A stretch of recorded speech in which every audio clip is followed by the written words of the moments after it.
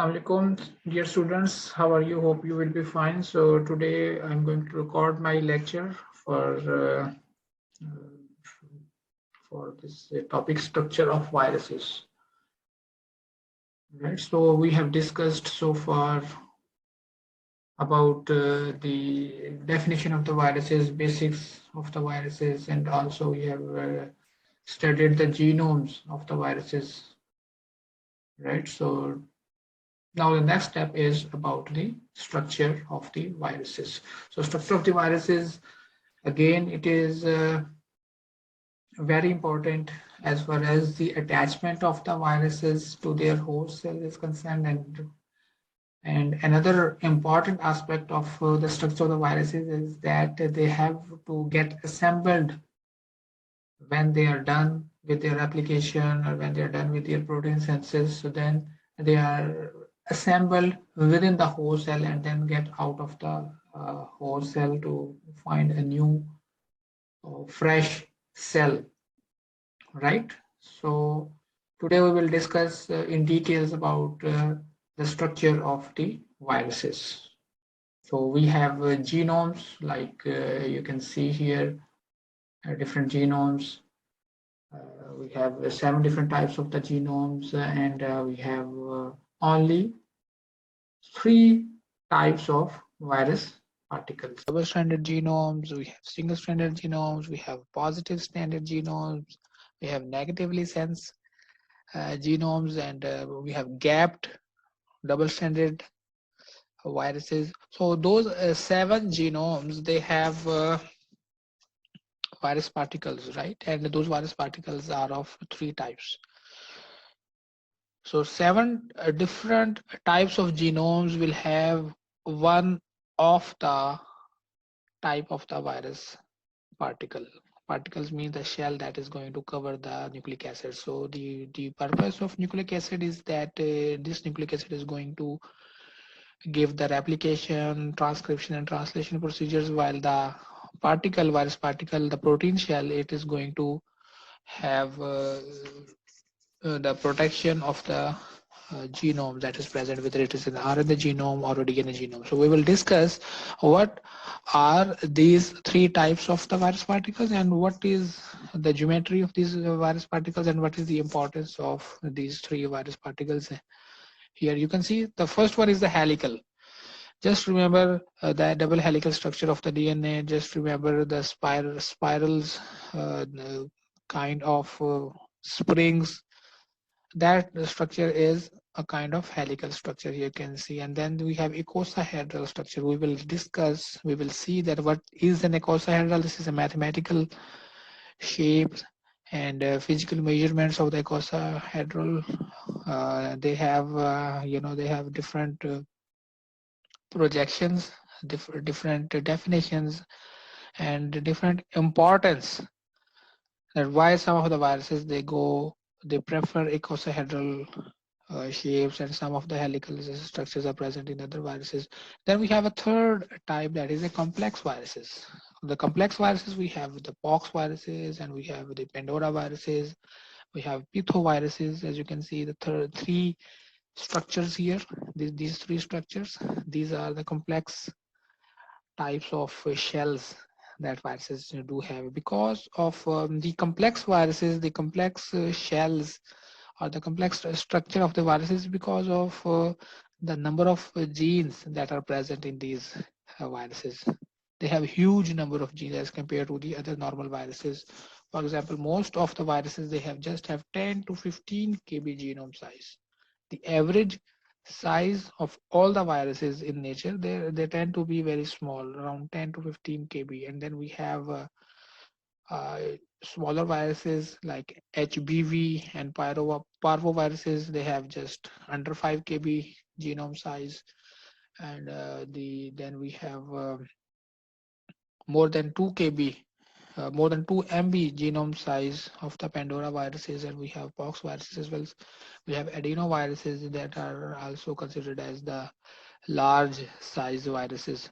So those large size viruses have many genes, and when they have many genes, they can encode many proteins, and when they have many proteins, their structure is going to be complex. This concept is very important to understand the basic methodology of getting the virus particles assembled. Okay, just remember one concept here. If the number of genes in a particular virus, they are less, if the genome size is small, there is going to be less proteins, less and less proteins.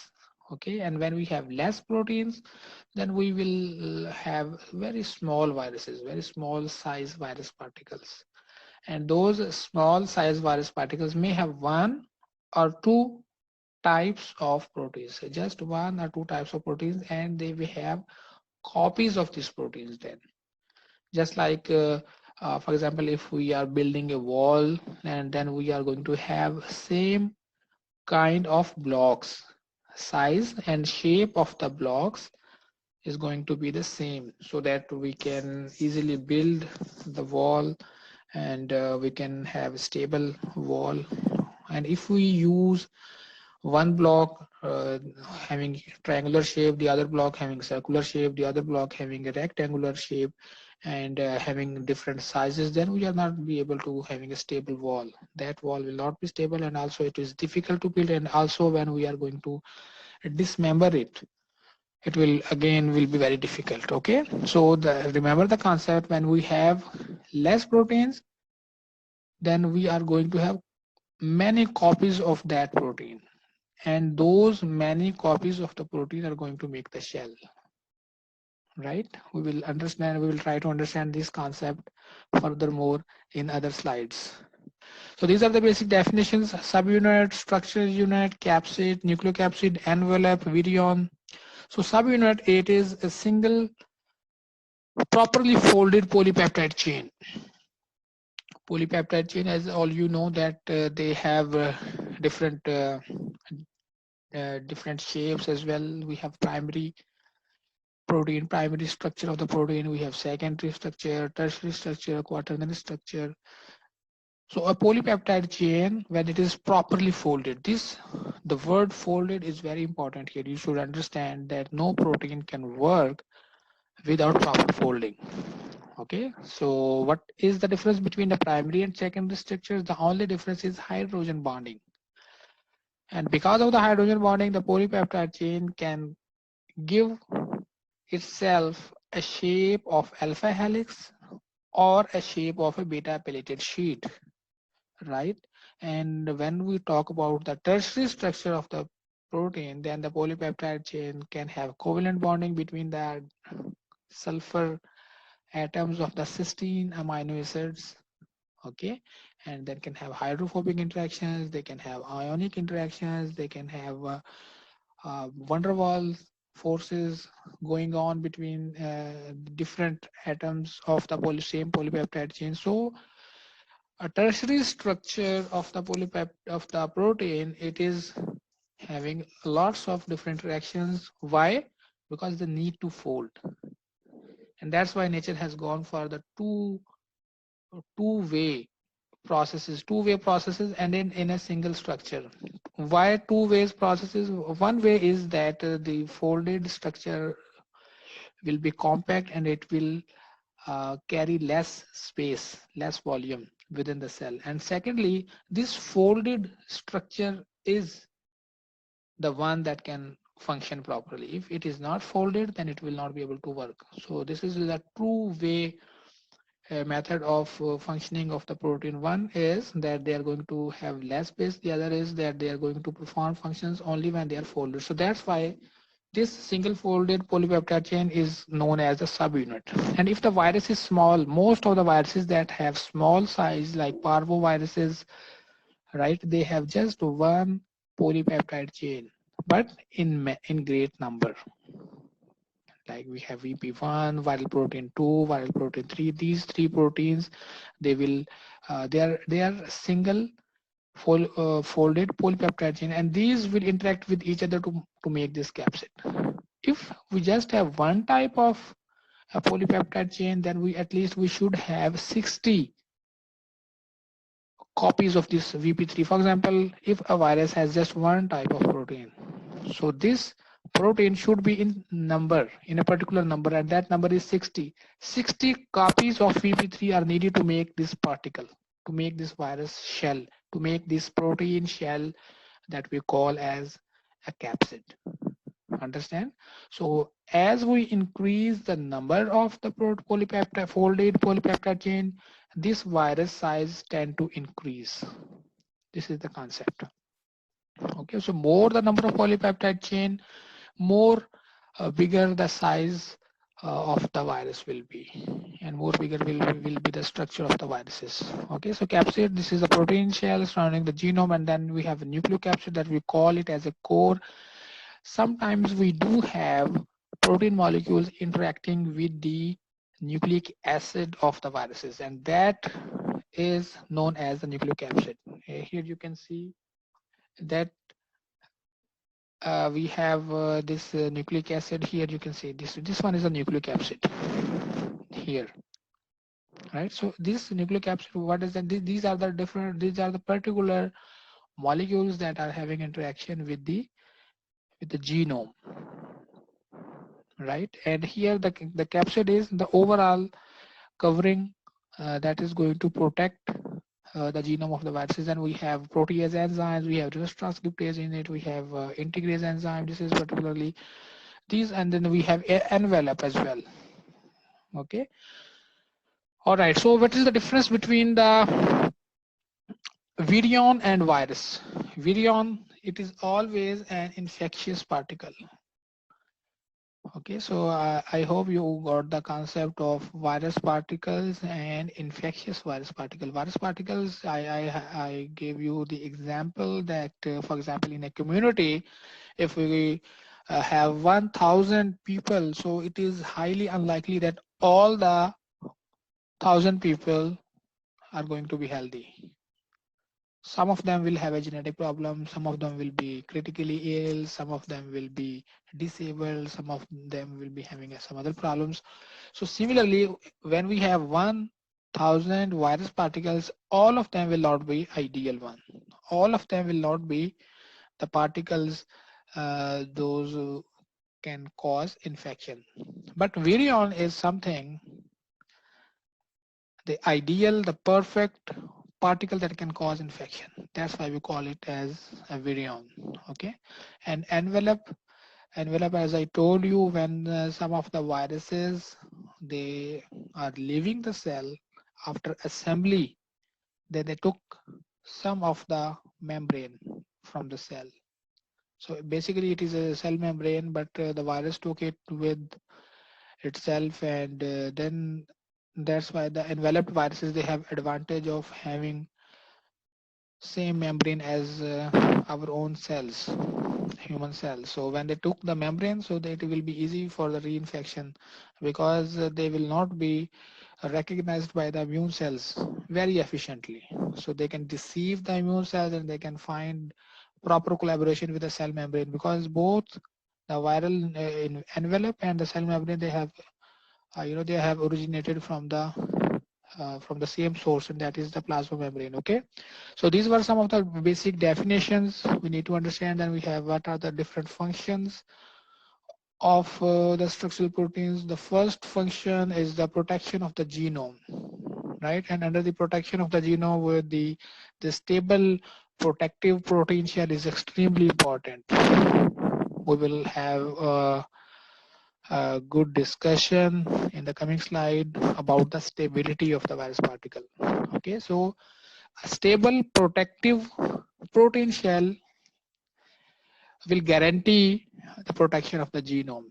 If that protective shell is not stable, if it has any leakage problem, if it has any assembly problem, if it has an instability problem, then this virus or this virion is not going to cause infection in the host. Okay, then the second part is the specific recognition. The functions of the structural proteins is also they are there for the specific recognition. What does that mean? This word recognition is very important. You see, in our body we have lots of immune cells patrolling us, patrolling our system, patrolling our cells. They are looking for the outsiders. They're looking for the invaders like viruses, bacteria, the chemicals, the toxins, whatever. So they have a proper mechanism for that. And what is that mechanism? That mechanism is that they can recognize their own cells, and they are not going to harm them. Okay. So sometimes what happens that this specific recognition is there for our own cells, and sometimes the viruses, they do have some ligands on their surfaces that they can recognize their particular receptors. Okay, so their shells, the structural proteins, they have some kinds of gadgets embedded in their shells that they can recognize what is their target. For example, the hepatitis C virus will be able to recognize SRB1 receptors on the hepatocytes. The HIV virus will be able to recognize specifically the CD4 cells, right? And the coronaviruses, they will be able to recognize our lungs cells, the respiratory cells that are present in our respiratory system.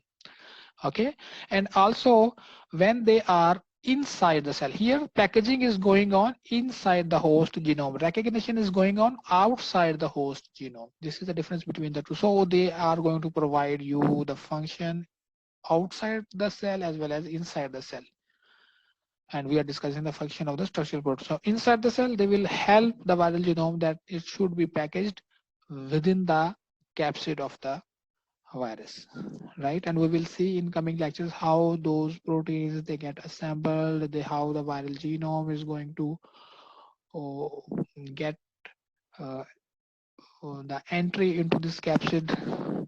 And another function is the host cell membranes. They are going to form the envelope. The interaction of these structural proteins with the host cell membranes, they will take the part of this cell membrane, and they will make their own envelope, which is very helpful for the reinfection again, to the help to the neighboring cells. All right, so these are some of the functions, and we have more functions. Here we are, delivery of the genome. So the deliver, what does that mean? That they are going to bind first. When they are going to bind with the cell receptors, and then the genome is uncoated, and the genome is the main thing. The genome should be there inside the cell. Whether if it is a DNA genome, it should go to the nucleus. If it is an RNA genome, it should be in the cytoplasm, and it should be replicated, it should be transcribed, it should be translated, and give lots of copies of the genomes, lots of proteins. And then after the process, they need to have a kind of fusion with the cell membrane. And when they get fused with the cell membranes, then they can get out of the host cell as budding, by the process of budding. And then they can also be helpful transporting the genome to the appropriate site. Then this appropriate site, again, I will tell you that the nucleus is the appropriate site for the DNA viruses, and the cytoplasm is the appropriate site for the RNA viruses, with exceptions. Okay, so these were the functions of the structural proteins of the viruses. So how we are going to study the size of the viruses, the shape of the viruses? We have this is the comparative analysis, that how the nanometer size we can study.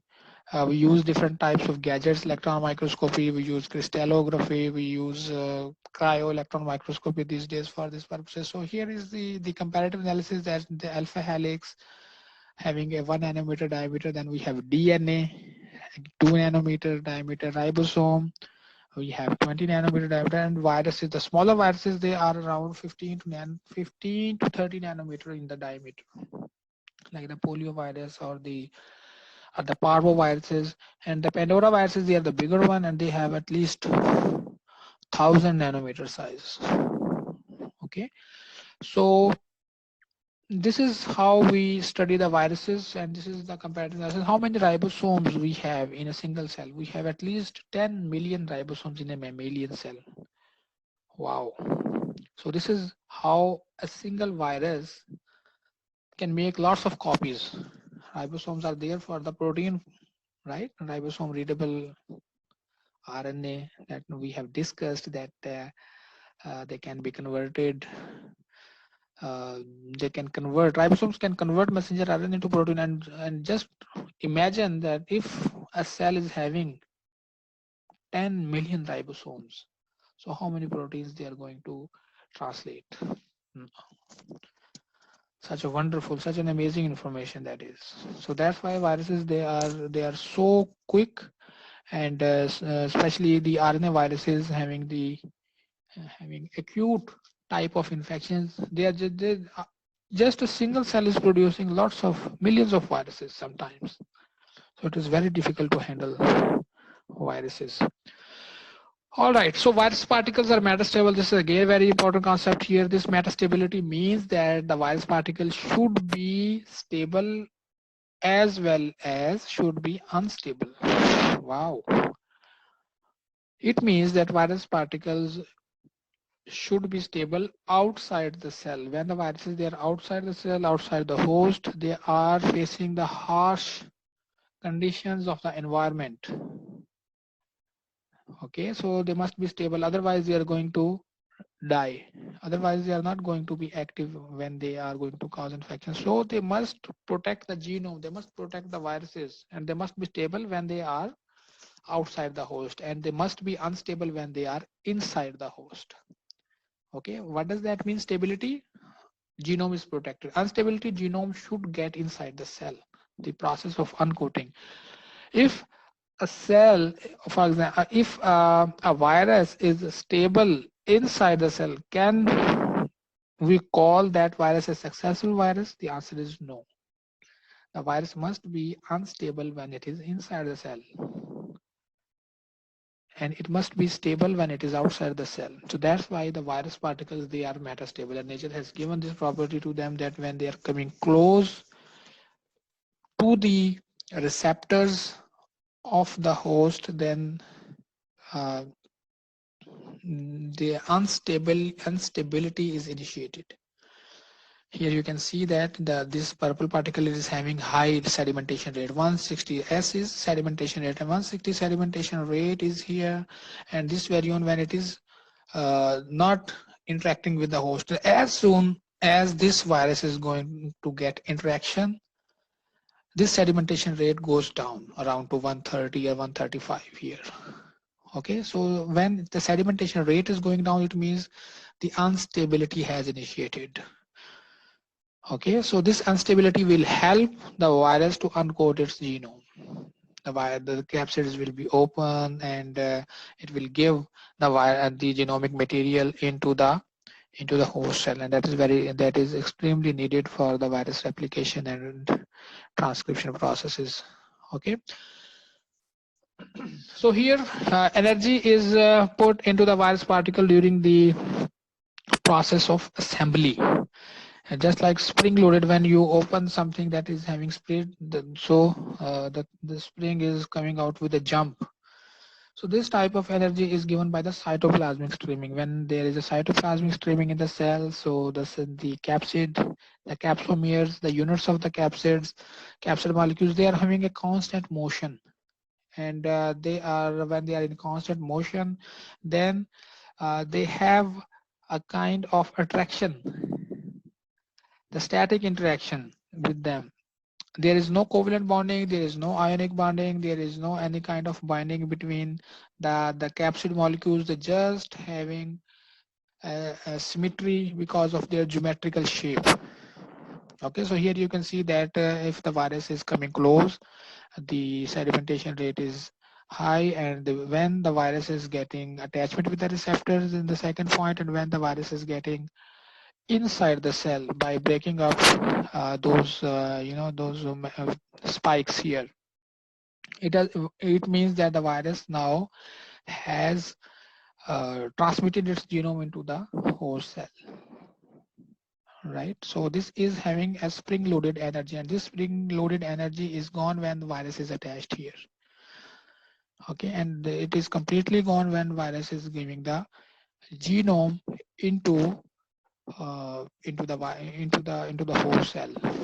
So how a virus achieve the metastability? You can see the stable structure. It is created by the arrangement of the identical proteins to provide the maximal contact. As I told you that we in the parvoviruses we have 60 molecules, but same protein, just one block, 60 blocks of same size and shape. And when we have 60 blocks of same size and shape, they will have maximum contact, head with the head, tail with the tail, and this structure will give rise to the formation of a capsid. So unstable structure, it is achieved when there is no permanent bond, there is no covalent bond.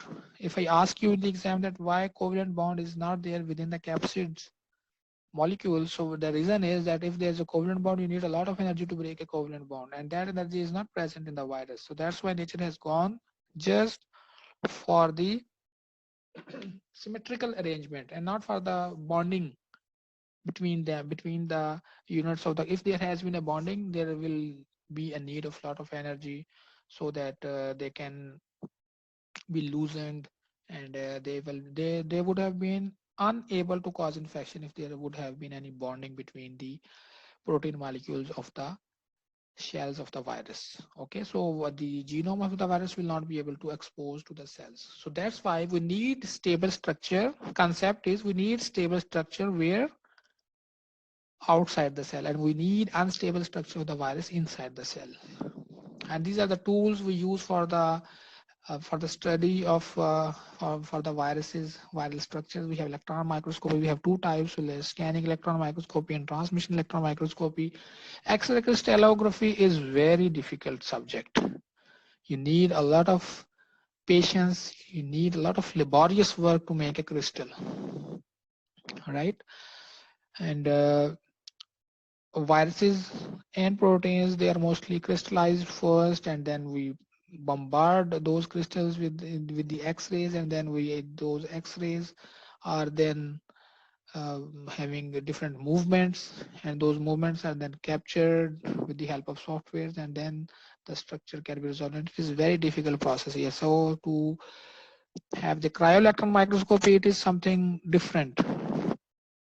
The cryoelectron microscopy was done back in 2016 for the first time to resolve the structure of the viruses by some scientists in the Japan. It was a collaborative study. So before that, we used to make crystals, and then we are going to bombard the crystals with the X-rays. But cryoelectron microscopy is just quick freezing. We quickly freeze the sample, we quickly freeze the viruses and its medium, and then we study them under the microscope, and then we will be able to resolve the structure. We will see in the next slide how it works. And nuclear magnetic resonance spectroscopy, it is also used to measure the size and shape of the constituents of any structure. And especially we use the atomic level and the molecular level bondings here. What is their size, what is the different distance between the two atoms of a molecule, and what is the difference between the molecules of a compound. So this information is we get through nuclear magnetic resonance. So electron microscopy, as I told you, that these are the methods initially back in 1940s, because in 1930s and 40s we have a lot of effort being put for the microscopy, because in 30s and 40s the electron microscopy was invented by the people, especially in the Germany, and they produce negative of the image here. This is a negative staining and overview image, not detailed structure here. These are actually the negative staining, right? And as you know that inherent contrast is the biological materials, they are transparent in nature. Our cells, animal cells, the plant materials, that they may have some kind of staining in them, In their flowers, they have different colors. In their fruits, they might have different kinds of pigments. But the biological materials, as far as the animals are concerned, their origin is having somehow transparent. So we need a stain. For example, for cheek cells, we use methylene blue and to study the shape and size of the cells. So this methodology was not that much successful for the as far as the detailed structure interpretation of the viruses was not possible. So here extra crystallography can resolve a size of 2 to 3 Armstrong, and the viruses have their stat. This is the polio virus crystal here, and it was, as I told you, it was very difficult to gather the information from the X-ray source because you need to have a crystal, and sometimes crystals are not in perfect shape, and sometimes it is very difficult to make crystals of all the things. Some of the materials will allow to make crystals, and some of the materials will not become a crystal. You can try for years, but you will not be able to make a single crystal of any material or of any virus. So that's why this is a laborious and time-taking process, and it could be very painful sometimes because you didn't get any result for years. And this deficiency was made up by these three gentlemen, and they have developed a method, Cryoelectron microscopy, and they developed this method in 2016, and they then got the Nobel Prize for this, and they were able to uh, have uh, the structure of the viruses. They can viruses or the proteins without making crystal. This was the difference. Okay, X-ray crystallography, you need a crystal. Cryoelectron microscopy, you don't need a crystal. You just need freezing, and freezing gives the best contrast, and you can have hundreds of picture in different rotations while you are viewing as a three-dimensional view. And then there are some softwares, they are going to make the whole 3D structure, because the stage can tilt, and with tilted stage the microscope can have lots of different angles, and those angles then uh, superimposed on each other, and they're refined, and with the help of softwares and colors we can reconstruct the images, and we get the probable almost exact shape and size of the viruses. So this is how they are arranged. For example, here this is the alpha helices. Somewhere we have beta plated sheets, and how they are arranged. These are different molecules here. So this is the cryoelectron microscopy output graphs here, Zika virus. So we have helical structures, we have icosahedral structure, we have complex structure of the viruses. So binding virus particles, we need symmetry. What does that mean? Symmetry means that the protein molecules should be less and they should be similar. For example, we should have one protein molecule but 60 copies. And this idea can be called as a genetic economy. What is economy? That you have less input but you get the maximum output. So here genetic economy, you have less genes. When you have less genes, you're going to have less proteins. When you have less proteins, you can have, how can you have maximum output? You can have maximum output only by having more copies of the same protein. This is what we call as genetic economy. For you just have one type of protein, you just get 60 copies of that protein and you will be able to make a protein shell immediately, right? And this is all of them, they are self-assembled. When they have symmetry means that head is going to bind with the head and tail is going to bind with the tail. And when this symmetry is achieved, then the virus particle is ready to be called as a helical, to be called as a icosahedral or a helical particle, whatever. Okay, so helical symmetry is mostly present in the rod-shaped viruses. Here, these are the rod-shaped viruses, and these rod-shaped viruses mostly present in the plants. They may be present in the animal viruses as well, but most of them they are in the plants. And here the spherical viruses, these are the these are having icosahedral symmetry, and they are mostly present in the animals, the round viruses we call them also.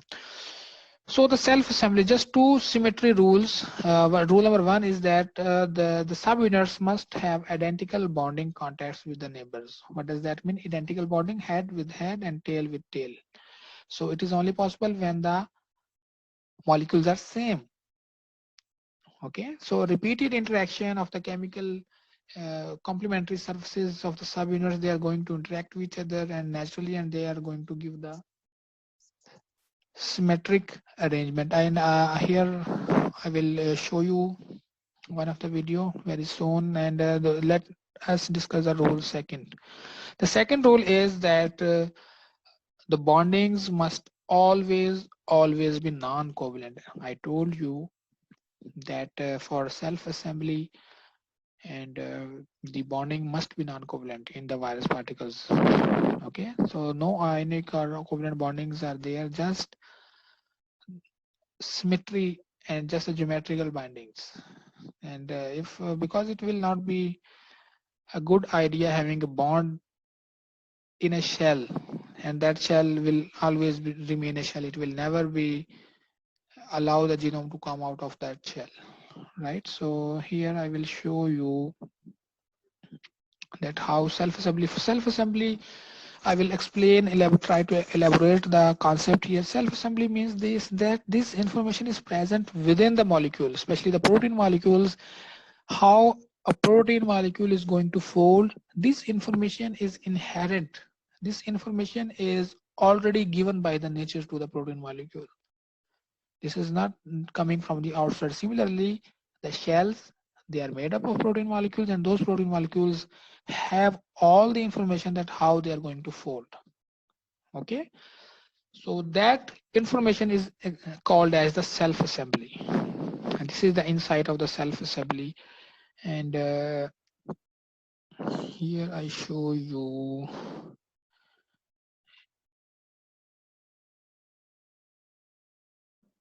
this one.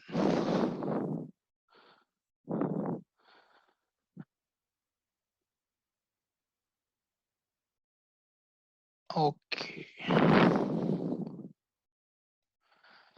this is the example of the self-assembly. Here you see in a bottle we have different components, and these components are of same size and shape. And this bottle is giving the cytoplasmic streaming movements, and these cytoplasmic streaming movements letting the surfaces of the similar molecules having interaction with each other, and this interaction leads to the formation of the capsid. You see here, this one, you see all the cells, our cells are always in constant motion, and this motion helps the capsid molecules come close to each other. And here is you see the complete, you can see it again. This one, this is a bottle, this is a kind of cell, and here are the virus components. The virus components are roaming around in the cell like vagabonds, and they have their companions over there, different molecules, same molecules of same size and shape. So when they come close to each other, they contact each other, they have some kind of interaction and attraction with each other, and they have geometrical symmetry, and this geometrical symmetry let them have a collaboration with each other, and they become a kind of self-assembled. They become self-assembled within the cell. Okay, so this property is known as a self-assembly, and this self-assembly is present in almost every protein molecule, right? So we were moving for these two rules. Rule 1, identical bonding. Rule 2, there must not be any covalent bond, and this is a symmetry and self-assembly. I have given you the example in the video as well. The cytoplasmic streaming will give rise to the formation of these capsid molecules of the same size and shape. And here we have the virus-like particles, and this idea of self-assembly is applied in the formation of a vaccine. Okay, so what will be done, the genes that are responsible for the capsid molecules formation, they will be cloned, and then they will be expressed, and they will have protein molecules, and those protein molecules, when they are present in any media, they are going to self-assemble, and when they are self-assembled, they can become particles, and when they become particle, these particles are without genomes. Okay, that's why we call them virus like particles. They are not having any kind of genome enclosed within themselves. Okay, so they can be given uh, to the human beings as a vaccine, and our immune cells, they will recognize them as an outsider, and then they can initiate a process of production of antigen antibody production, and then this will give the immunity. The hepatitis B vaccine and human papilloma viruses vaccines, they are present in VLP form.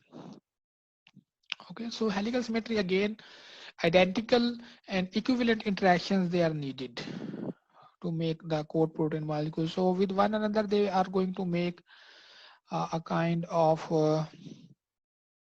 shell here. So this coat protein subunits, they arrange like this. This is the subunit, and this subunit bind with another subunit, and then bind with another subunit, and then they have spiral formation. Then they have a kind of helix formation, and this information, and now you can ask that, sir, how this information is coming. This information is present within the protein molecule. As I told you, protein molecules, they have domains, and domains can exist independently, they can evolve independently, they can function independently.